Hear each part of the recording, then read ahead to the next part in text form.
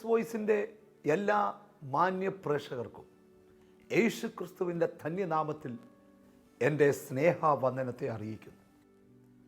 അവങ്കലേക്ക് നോക്കിയവർ പ്രകാശിതരായി, അവരുടെ മുഖം ലജ്ജിച്ചു പോയിട്ടില്ല. ഒരിക്കലും ലജ്ജിപ്പിക്കാത്ത ഒരു നല്ല യേശു.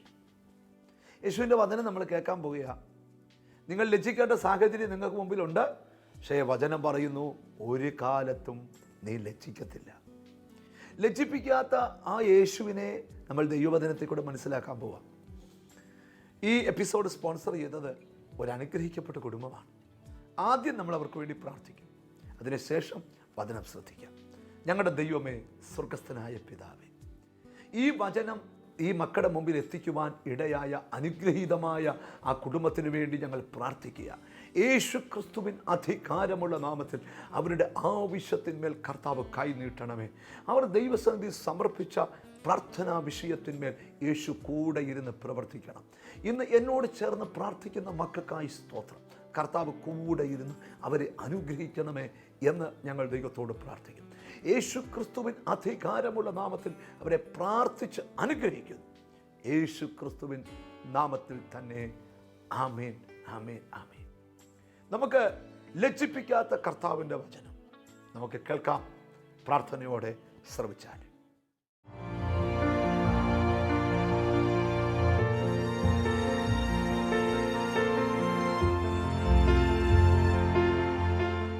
വെളിപ്പാട് പുസ്തകം എടുക്കാം, 1-ാം അധ്യായം എടുക്കാം, 18-ാമത്തെ വാക്യം. വെളിപ്പാട് പുസ്തകം 1-ാം അധ്യായം അതിൻ്റെ 18-ാമത്തെ വചനം.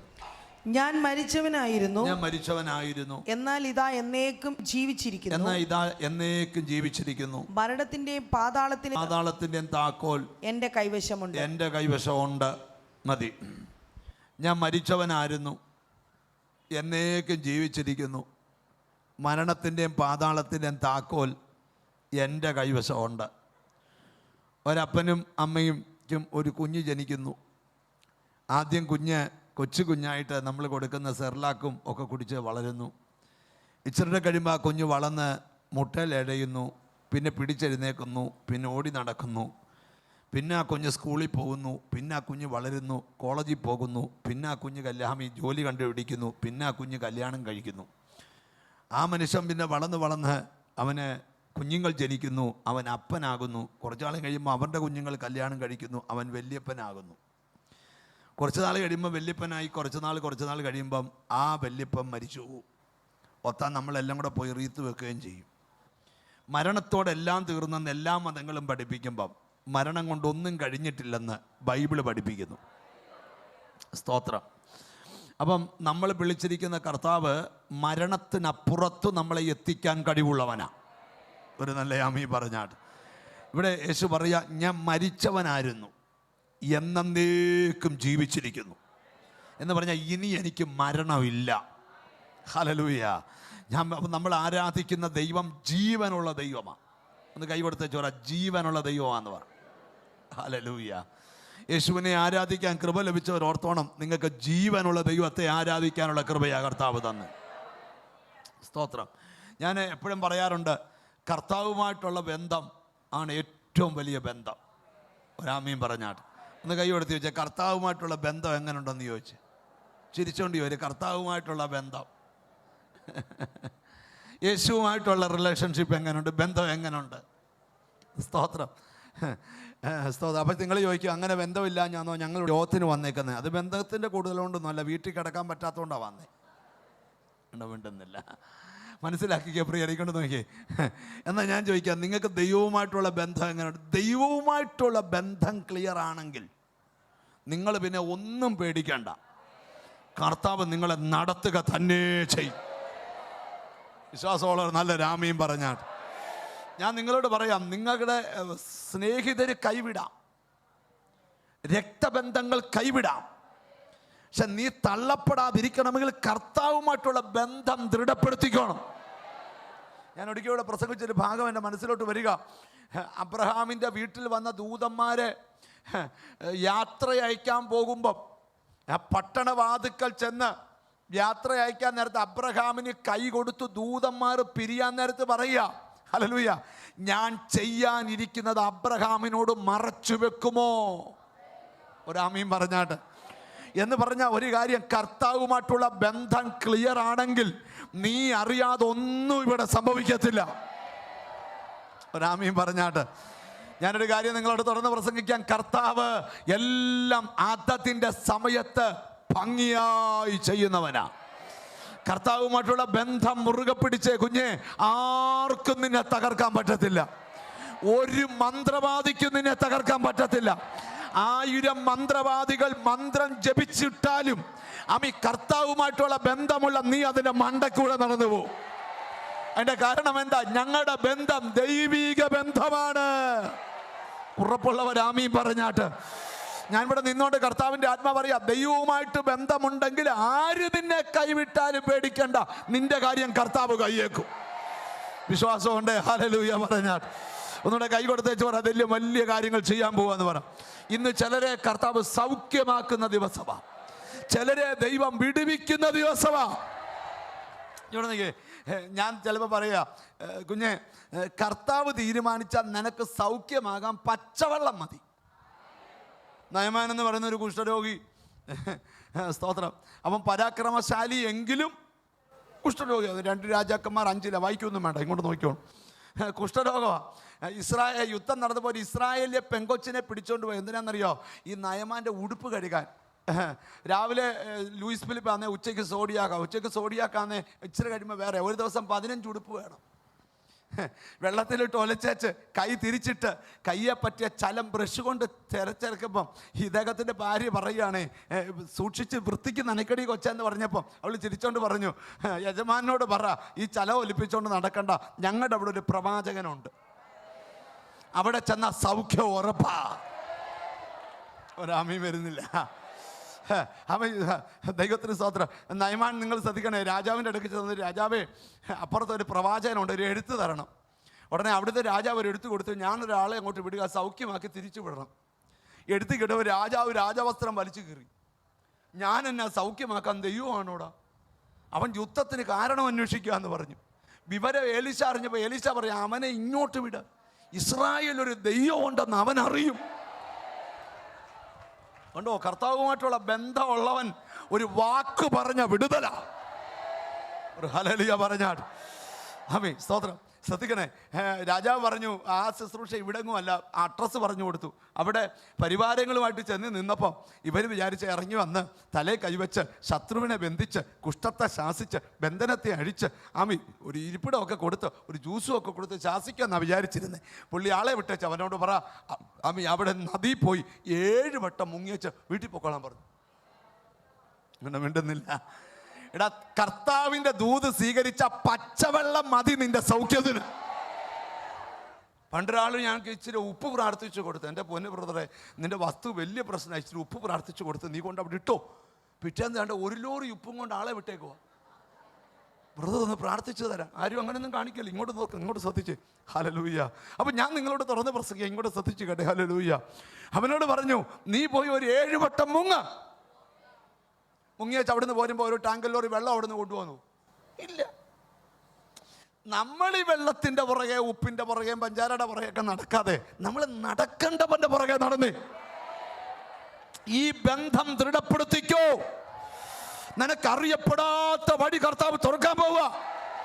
ഞാൻ എപ്പോഴും നിങ്ങളോട് പറയാം, നിന്റെ ഏത് പ്രശ്നത്തിനകത്തും ദൈവത്തിന് മാത്രം പ്രവർത്തിക്കാവുന്ന ഒരു വഴിയുണ്ട്. വിശ്വസിക്കാൻ പറ്റുമോ? വിശ്വസിക്കാൻ പറ്റുമോ? ഇന്ന് പകൽ ആ കുരുക്ക് അഴിച്ചോണ്ട് വരാൻ ദൈവം വിശ്വസ്തനാണ്. എനിക്ക് കർത്താവിന്റെ ആത്മാവിൽ കാണാം, നിന്റെ പാത തെളിഞ്ഞിരിക്കും. ചിരിച്ചോണ്ടെന്ന് പറ, നിന്റെ പാത തെളിഞ്ഞിരിക്കും. നിന്റെ സന്തതി ഗതി പിടിക്കത്തില്ലെന്ന് പറഞ്ഞ സ്ഥലത്ത് തന്നെ നിന്റെ സന്തതിയെ ഗതി പിടിപ്പിക്കും. ഓ, ആരോടൊക്കെയോ ദൈവാത്മാവ് തൊട്ട് സംസാരിക്കുന്നു. ബ്രദർ, അതിനെ ഒന്ന് സ്വീകരിച്ച ബ്രദർ.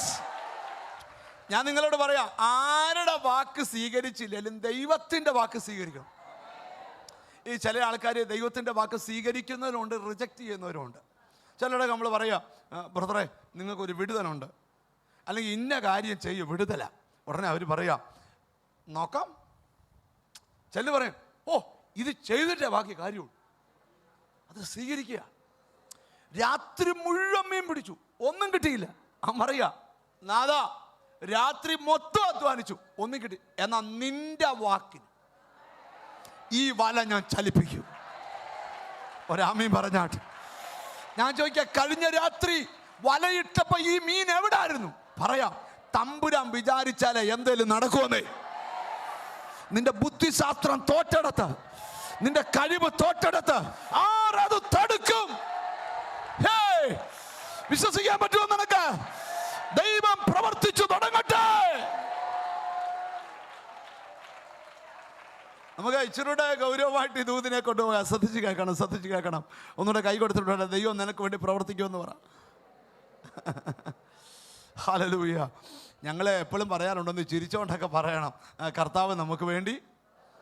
ചില ആൾക്കാർ പറയുന്നത് ഇങ്ങനെ പ്രാർത്ഥനയ്ക്ക് വന്നാൽ ചിരിക്കാനൊന്നും പാടില്ല, പിന്നെ യോഗത്തിന് വന്നവണ്ണം ഇങ്ങനെ കഴിയുമ്പോൾ എഴുന്നേറ്റ് പോവാം, വന്നതും അറിയത്തില്ല പോകുന്നതും അറിയത്തില്ല. അങ്ങനെയൊന്നും അല്ല, ഇങ്ങോട്ട് നോക്കണം.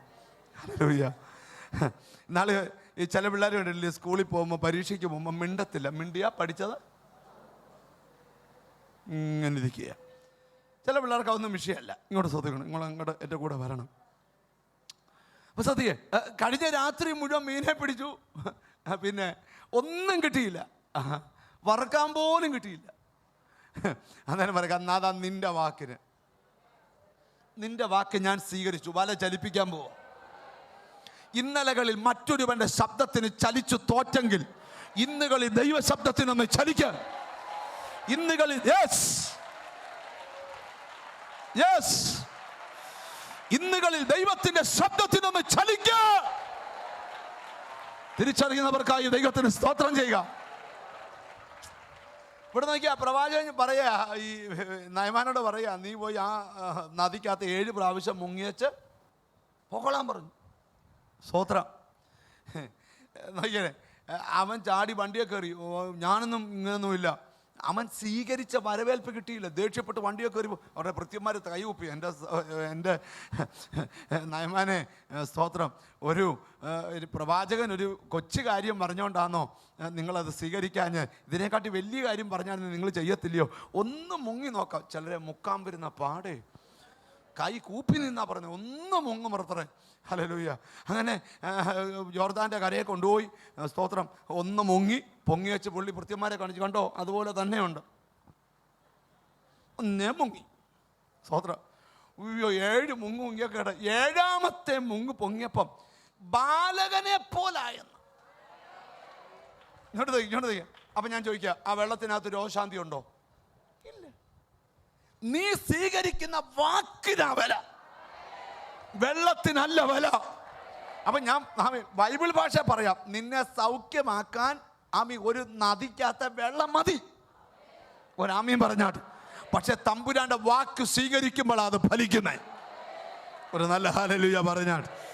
ആരോടൊക്കെ ദൈവാത്മാ പറയാ, ദൈവത്തിന്റെ വാക്കിനെ ഒന്ന് സ്വീകരിക്ക, പരിശുദ്ധാത്മാവിന്റെ ശബ്ദത്തെ ഒന്ന് സ്വീകരിക്ക. ദൈവം നിനക്ക് വേണ്ടി പ്രവർത്തിക്കാൻ പോകുകയാ. ഞാൻ ഇച്ചിരൂടെ ഗൗരവമായിട്ട് ഇത് പൊതുവാ. ഇവിടെ യേശു പറയാ, ഞാൻ മരിച്ചവനായിരുന്നു, ഹല്ലേലൂയ, എന്നേക്കും ജീവിച്ചിരിക്കുന്നു. മരണത്തിൻ്റെയും പാതാളത്തിൻ്റെയും താക്കോൽ എൻ്റെ കൈവശമുണ്ട്. ബൈബിളിൽ ഒരു വാക്യമുണ്ട്, മരണത്തിൽ നിന്നുള്ള നീക്കുപോക്കുകൾ യഹോവയ്ക്കുള്ളതാ. ഒരാമീൻ പറഞ്ഞാട്ട്. ജനിച്ചവരെല്ലാം മരിക്കണം, അത് വേദപുസ്തകത്തിൻ്റെ നിയമമാണ്. ആമീൻ. ഒരിക്കൽ ജനനവും പിന്നെ മരണവും ദൈവം മനുഷ്യർക്ക് നിയമിച്ചിരിക്കുക. പക്ഷെ ഒരു മർമ്മം പറയാം, ദൈവമിട്ട ആയുസ് വരെ ആരോഗ്യത്തോടെ നീ ജീവിക്കണം. ഒരാമീൻ പറഞ്ഞാട്ട്. 40ാമത്തെ വയസ്സിൽ തളർന്ന് കട്ടിലേ കിടക്കാൻ തുടങ്ങിയതാ. 80 വരെ കട്ടിലേ കിടന്ന് വല്ലൊരു വെള്ളം എടുത്ത് തന്നെ കുടിച്ചോണ്ട് കിടക്കുന്ന കാര്യമല്ല പറഞ്ഞ്, മരിക്കുന്നത് വരെ നടക്കാൻ നിന്റെ കാലിൽ ബലം തരട്ടെ. മറ്റൊരുത്തൻ്റെ സഹായമില്ലാതെ എൻ്റെ ദൈവം നിന്നെ രാജകീയമായി നടത്തട്ടെ. എന്നോട് ദൈവാത്മാ പറയാ, ചില മരണശക്തികളുടെ മേൽ നിനക്ക് ജയം തരട്ടെ യേശുവിന്റെ നാമത്തിൽ. Name of Jesus. സമയത്തിന് മുമ്പ് ദണ്ഡിപ്പിക്കാൻ നോക്കുന്ന സകല ദുഷ്ടവ്യാപാരത്തിന്റെ മേലും യെസ്. ആരോടൊക്കെയോ ദൈവാത്മാ പറയാ, ചില വീടുകളിലകത്ത് ആധിപത്യം പുലർത്തുന്ന ചില സംഹാര ശക്തികളെ ഈ ആരാധനയിൽ ദൈവം ശാസിക്കുക. വിശ്വാസത്തോടെ സ്തോത്രം ചെയ്തു തുടങ്ങിയാട്ട്. യേശുവിന്റെ നാമത്തിൽ യോഗം ആശീർവാദം പറയുന്നതിന് മുമ്പ് നിനക്കത് വിടുതലായി മാറട്ടെ. നിന്റെ സന്തതിക്കത് ആ കൈകളെ ചേർത്തടിച്ച് സ്തോത്രം ചെയ്തേ. കർത്താവിന്റെ ആത്മാവ് എനിക്കൊരു നിയോഗം തരുന്നു. സമയത്തിന് മുമ്പ് നിന്റെ കൂടാരത്തിനകത്ത് വരുത്തുവാൻ സാത്താൻ പ്ലാൻ ചെയ്ത പല പദ്ധതിയും ഇന്ന് പൊട്ടും. എബ്രായർക്ക് എഴുതിയ ലേഖനത്തിൽ വചനമുണ്ട്, മരണത്തിന്റെ അധികാരിയായ പിശാചിനെ തന്റെ മരണത്താൽ നീക്കി ജീവപര്യന്ത മരണഭീതിയിലായിരുന്ന നമ്മെ അവൻ വിടുവിച്ചു. ചില വീടുകൾക്ക് ഉൾമുറിക്കകത്ത് പിശാച് അടിച്ചുവിട്ട മരണദൂത ശക്തികളെ എന്റെ ദൈവം ഇന്ന് അഴിച്ചു മാറ്റട്ടെ. ഞാൻ ഉറപ്പു തരാം, ഇന്ന് ചിലരെ വിടുവിക്കാതെ ദൈവാത്മാവ് മാറത്തില്ല. വിശ്വാസം കൊണ്ട് സ്തോത്രം ചെയ്യ. അടുത്തിരിക്കുന്ന കൈ കൊടുത്താച്ച് പറ, ഇന്ന് നിനക്ക് വിടുതലാന്ന് പറ. ബൈബിളിൽ വാക്യമുണ്ട്, വിടുവിക്കുന്നവന്റെ കരം സിയോനിൽ നിന്ന് വെളിപ്പെടും. ഉറപ്പുള്ളവർ കൈ ഉയർത്തി ഹല്ലേലൂയ പറ. അടുത്തിരിക്കുന്ന കൈ കൊടുത്താച്ച് പറ, യേശു പ്രവർത്തിക്കാൻ പോകുകയാണ്. In the name of Jesus. എവിടൊക്കെയോ ദൈവപ്രവൃത്തിയുള്ള ചുരുൾ അഴിയുന്നു. എവിടൊക്കെയോ പരിശുദ്ധാത്മാവിന്റെ ശക്തി വ്യാപരിക്കുന്നു. മിസ്രയീമ്യരുടെ വീടുകളിൽ സംഹാരകൻ താണ്ഡവ നൃത്തമാടിയപ്പോൾ കുഞ്ഞാടിന്റെ ചോരത്തളി ആചരിച്ച ഒരൊറ്റ വീടുകളിൽ സംഹാരകൻ തൊട്ടില്ല. അതിന്റെ കാരണം എന്താ? പഴയ നിയമത്തിലെ ആടിന്റെ ചോരയ്ക്ക് ഇത്രയും ശക്തിയുണ്ടെങ്കിൽ പുതിയ നിയമത്തിന്റെ മധ്യസ്ഥനായ യേശു ഹാബേലിന്റെ രക്തത്തെക്കാൾ ഇന്നും ഗുണകരമായി സംസാരിക്കുന്ന ആ പുണ്യ രക്തത്തിന്റെ ശക്തി ആർക്കതിനെ സ്വീകരിക്കാൻ പറ്റും? ആർക്കതിനെ സ്വീകരിക്കാൻ പറ്റും? ആർക്കതിനെ സ്വീകരിക്കാൻ പറ്റും? യേശു പറയുക, ഞാൻ മരിച്ചവനായിരുന്നു, എന്നേക്കും ജീവിച്ചിരിക്കുന്നു. മരണത്തിൻ്റെയും പാതാളത്തിൻ്റെ താക്കോൽ എൻ്റെ കയ്യിലുണ്ട്. 3-ാം അധ്യായത്തിൽ വരുമ്പം ഹല്ലേലൂയ, ഫിലദെൽഫിയയിലെ സഭയിലെ ദൂതൻ എഴുതുക, ദാവീദിന്റെ താക്കോലവൻ അരുളി ചെയ്യുക, ഞാൻ അടച്ചാൽ ആരും തുറക്കത്തില്ല, ഞാൻ തുറന്നാൽ, കർത്താവ് തുറന്നാൽ പിന്നെ ഒരുത്തർക്കും അടയ്ക്കാൻ പറ്റത്തില്ല. ഒരു രാജ്യം ഭരിക്കുന്ന രാജാവ് പറഞ്ഞ, ഏലിയാവേ നീ പട്ടിണി കിടന്ന് മരിക്കത്തേ ഉള്ളൂ. ദൈവം പറഞ്ഞു, നിന്റെ വഴി അടച്ചവന്റെ തലയ്ക്ക് മേളിക്കൂടെ ഞാൻ വഴി തുറന്നിടും. നിന്റെ വഴി ഭൂമിയിൽ അടഞ്ഞെങ്കിൽ നിന്റെ വഴി അടച്ചവന്റെ തലയ്ക്ക് മേളിക്കൂടെ എനിക്ക് മാത്രം പോകാവുന്ന വഴി. നീ വിളിച്ചിരിക്കുന്നവൻ ജീവനുള്ളവനാ, നീ പ്രാർത്ഥിക്കുന്നവൻ ജീവനുള്ളവനാ. എന്റെ പേര് എൽ ശദ്ദായി, സർവശക്തൻ.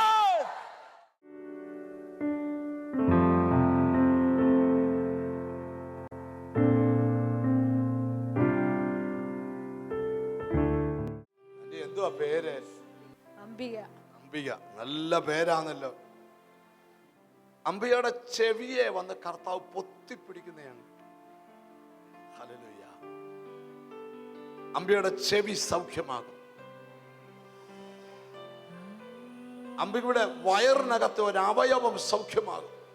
ഈ ആന്റിയുടെ 2 ചെവിക്കും കർത്താവ് പൊത്തിപ്പിടിച്ചു. എന്നിട്ട് എന്നോട് കർത്താവ് പറഞ്ഞു, വിട്ടുപോയ ഒരു രോഗം ഇവളെ പിടിക്കാൻ ശ്രമിക്കുന്നു. ഞാൻ അവിടെ കാതുകളെ ഒന്ന് പൊത്തിപ്പിടിച്ച് ഞാൻ അവളെ ഒന്ന് അഭിഷേകം ചെയ്യാൻ പോവാ. അപ്പൊ ഞാൻ ഈ ആന്റിയോട് ചോദിച്ചു, എന്താണ് വിട്ടുപോയ രോഗം? അപ്പം പറഞ്ഞു, 3 വർഷം മുമ്പ് എൻ്റെ ഒരു ബ്രസ്റ്റ് റിമൂവ് ചെയ്ത് ഒരു ക്യാൻസർ എന്നെ പിടിച്ചതാ. എന്നാൽ അത് 3 വർഷമായി വിട്ടുമാറി നിൽക്കുക. എന്നാൽ യേശു പറയുക, ഇനി അതിൽ നിന്നിൽ വരാതിരിക്കേണ്ടതിന് ഇതാ നിന്നെ ഒന്ന് അഭിഷേകം ചെയ്യുന്നു. ഞാൻ ആ സ്റ്റേജിൽ നിന്ന് കണ്ടു, നിങ്ങളുടെ 2 ചെവിയും കർത്താവ് പൊത്തിപ്പിടിച്ചു. എന്തോ എത്ര വർഷമായി? 2 വർഷമായി. ഒട്ടും കേൾക്കത്തില്ല. ഒന്നും കേൾക്കത്തില്ല. ഹല്ലേലൂയ. 2 വർഷം മുമ്പ് ഒരു ചെവി പൊട്ടിപ്പോയി. കർത്താവ് പൊത്തിപ്പിടിച്ചെങ്കിൽ ആ ചെവി തുറക്കുമല്ലോ. ആന്റിയെ ഒന്ന് ചിരിക്കുക ആന്റി. ഇങ്ങോട്ട് തിരിഞ്ഞു നിന്ന് ഇവരൊക്കെ നോക്കി നിൽക്കുക. ആന്റി, ഈ ചെവിയെ ഇതല്ലേ കേൾക്കാത്തെ അല്ലേ? വലത്തെ ചെവി അല്ലേ? നല്ല ചെവിയാ, പക്ഷെ കേൾക്കത്തില്ല. പക്ഷെ ഇപ്പൊ അത് കർത്താവ് തുറക്കാനായിട്ട് പോവാ. യേശു ആ കാതിനെ തുറന്നു തരട്ടെ, ആ ചെവിയിലോട്ട്. കർത്താവേ, അടഞ്ഞുപോയ ചെവി, പൂട്ടിപ്പോയ ചെവി, 2 വർഷമായി കേൾക്കാത്ത ചെവി ഈ ആരാധനയുടെ നടുവിൽ തുറന്നു വരട്ടെ. വിശ്വാസം അകത്തുരുവായിട്ട് തുറന്നു വരട്ടെ. യെസ്,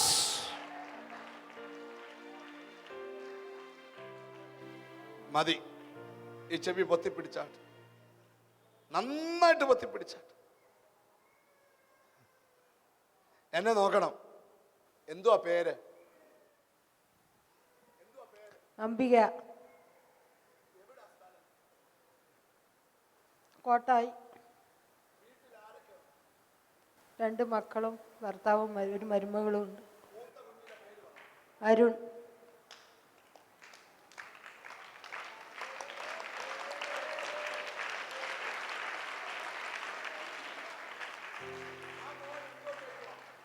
ആ മോൻ സൗദിയിൽ വർക്ക് ചെയ്യുന്നു.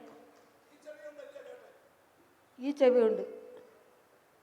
കേക്കത്തില്ലെന്ന് പറഞ്ഞ ചെവി ഉണ്ടാന്നോ കേട്ടെ? ആ 2 വർഷമായി അടഞ്ഞുപോയി, പക്ഷെ 2 സെക്കൻഡ് കൊണ്ട് യേശു തുറന്നു കൊടുത്തു. ഇവിടെ ചെവിയെ ദൈവം വന്ന് പൊത്തിപ്പിടിക്കുമ്പോൾ അറിയാം യേശു ഇതിന്റെ നടുവിലുണ്ട്. ഇന്ന് ദൈവവചനം കേട്ടപ്പോ നിങ്ങൾക്ക് തന്നെ ഒരു പരിശുദ്ധാത്മാവിന്റെ നിയോഗം ഉണ്ടായല്ലോ, ഒന്ന് പ്രാർത്ഥിക്കണമെന്ന്. നിങ്ങളുടെ 2 കൈ ഒന്ന് ചേർത്ത് പിടിച്ച് ഞാൻ നിങ്ങൾക്ക് വേണ്ടി പ്രാർത്ഥിക്കാൻ പോവാം. Love you Jesus, love you father. ഞങ്ങളുടെ കർത്താവേ, എന്നോട് ചേർന്ന് പ്രാർത്ഥിക്കുന്ന മക്കൾക്ക് വേണ്ടി പ്രാർത്ഥിക്കും. അവരുടെ രോഗമുള്ള ഭാഗത്ത് യേശുവിൻ്റെ കൈ ഇപ്പോൾ വെക്കണം. അവരുടെ കടബാധ്യതയുള്ള മേഖലയിൽ യേശുവിൻ്റെ സ്പർശനം ഉണ്ടാകണം.